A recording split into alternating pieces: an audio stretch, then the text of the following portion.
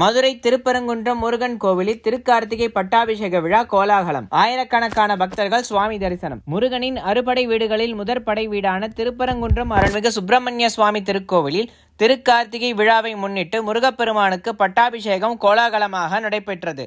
ஆயிரக்கணக்கான பக்தர்கள் அரோஹரா கோஷம் முழங்கிட சுவாமி தரிசனம் செய்தனர். மதுரை திருப்பரங்குன்றம் அருள்மிகு சுப்பிரமணிய சுவாமி திருக்கோவிலில் திருக்கார்த்திகை விழா கடந்த 25ஆம் தேதி கொடியேற்றத்துடன் துவங்கியது.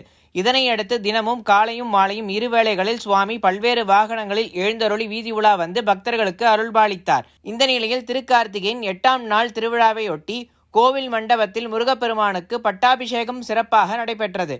இதனை முன்னிட்டு உற்சவர் முருகப்பெருமான் தேவயானையுடன் திருவாச்சி மண்டபத்தில் எழுந்தருளியதைத் தொடர்ந்து நடைபெற்ற சிறப்பு பூஜைகளை அடுத்து வேத மந்திரங்கள் மங்கள வாத்தியங்கள் முழங்கிட முருகப்பெருமானுக்கு பட்டாபிஷேகம் சிறப்பாக நடைபெற்றது.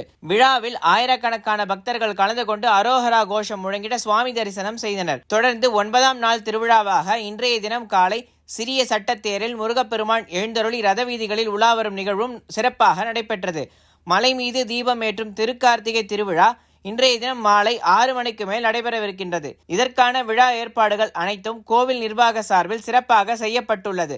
மேலும் திருப்பரங்குன்றம் மலை மீது ஏற்றப்படும் மகா கார்த்திகை தீபத்தை காண ஆயிரக்கணக்கான பக்தர்கள் கூடுவார் என்பதால் திருப்பரங்குன்றத்தில் காவல்துறை பாதுகாப்பும் பலப்படுத்தப்பட்டுள்ளது.